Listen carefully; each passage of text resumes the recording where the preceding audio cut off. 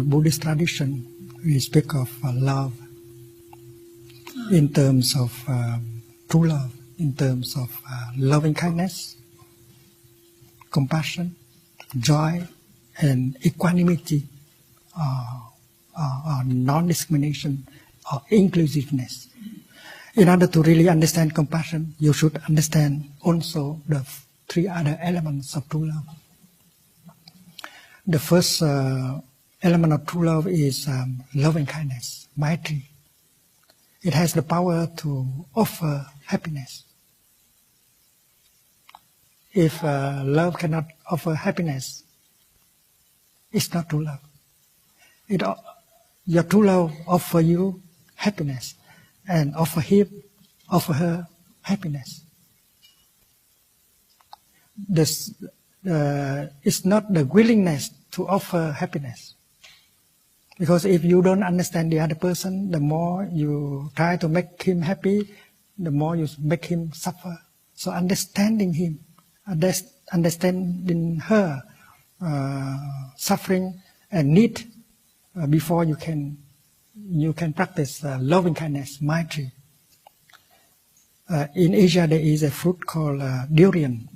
Many people crave for it, but for me, I cannot eat it. And then you say, dear Thầy, he worked so hard, he should eat some durian. And then you make me suffer by loving me. So we should understand the other person in order to really make him happy. And that is why understanding is the other word for love, for compassion. And that is why we should ask our partner, darling, do you think I understand you enough? If I don't understand you enough, please help me. My wife is right there.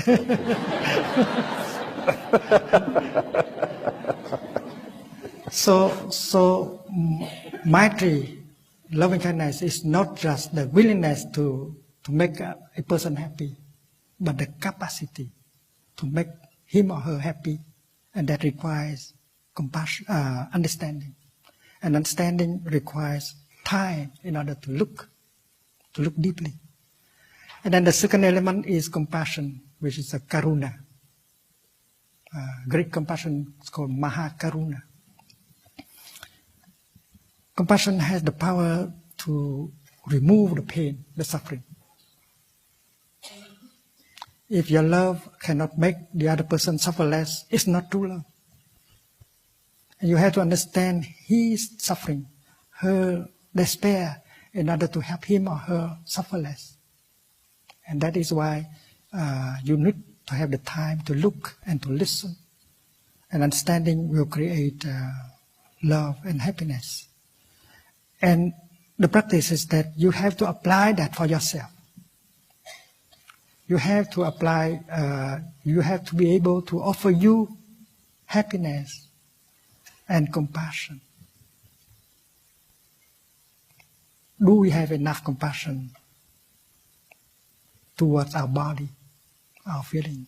Do we know how to handle our body to make it suffer less? Do we know how to handle a feeling so that we can help calm down the feeling or emotion? That is self-love. The capacity to love another person relies entirely on your capacity to love yourself and take care of yourself. That is true with compassion. And the third is joy, mudita. If by loving you make the other person cry every day, that is not true love. So you create joy for yourself and for the other person. And there are many practical ways to create joy without having to go to the market and buy something to offer him or her. Suppose you say, you breathe mindfully, and you bring your mind home to your body, you become fresh and pleasant, and you go to her and you say, darling, you know something, I'm here for you.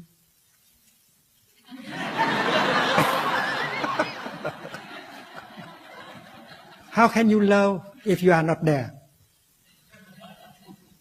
To love means to be there. To be there for the person you love. If you are so busy in your work, if you are so busy making money, and then you have no time for yourself and for your beloved one. And that is why mindful breathing, mindful walking, to bring your mind home to your body and to be relaxed, fresh, and loving, and pronounce a mantra. Darling, I am here for you. And that is to bring joy for yourself and for the other person. And when you are truly there and offer your presence to him or to her, you have a chance to acknowledge the presence of the other person as something very precious to you. And that is why you can pronounce the second mantra. Darling, I know you are there and I'm so happy. That is, to be loved means to be recognized as existing. And if you drive your car and you think of everything else except the person sitting next to you, she cannot be happy at all. So while driving, you use your mindfulness, embrace her, and you say, darling, you know something? I know you are there next to me. I am so happy. So there are very simple practice like that. Practice of mindfulness that can bring joy. And if he is in the office, you can practice the mantra of your telephone or send him an email with the content, darling, I know you are there and I'm very happy.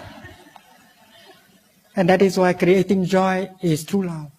And the fourth element is inclusiveness.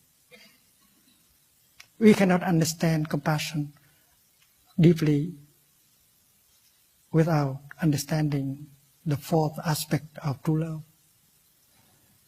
In true love, there is no discrimination anymore between the lover and the beloved one. You cannot say, that is, darling, that is your problem.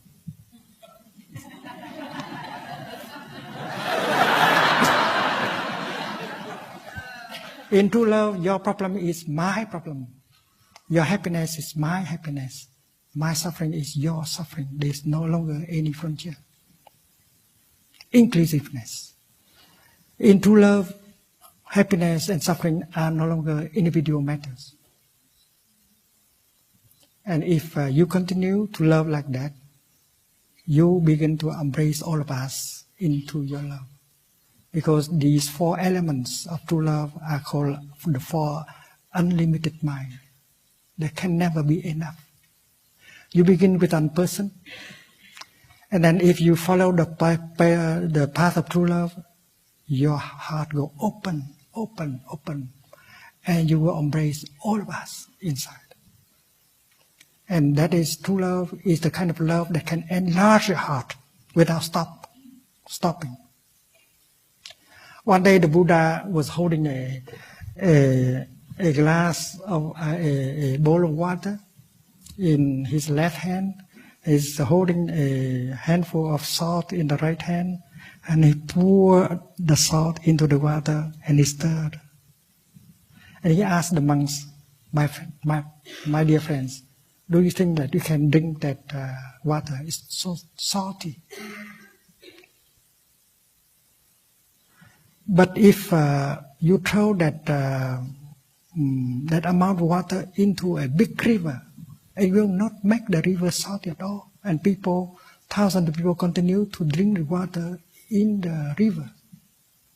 So with someone who has a great heart, a big heart, a lot of compassion, they don't suffer anymore. The things that make other people suffer do not make them suffer. It's like one handful of salt can make salty the bowl of water, but cannot make the whole big river suffer at all.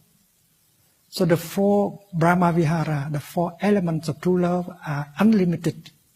Because by loving in that kind of way, one day you will embrace all of us in your heart. You love not only humans, but animals, plants, and minerals. Because minerals, they are alive also. Minerals can suffer. And that is the love recommended by the Buddha. The love without frontier, without discrimination. And the fourth element of true love is inclusiveness. No discrimination whatsoever. Black or white, north or south, rich or poor, are all objects of your love. And when you have that kind of love, you don't suffer anymore. And you are in a situation to help many people. And that is why all of us who want to serve our society, we should cultivate true love. With true love, we are nourished, we are strong enough. And if we know how to build a community of love, a love community, a compassionate community, and then we will be powerful enough to make change.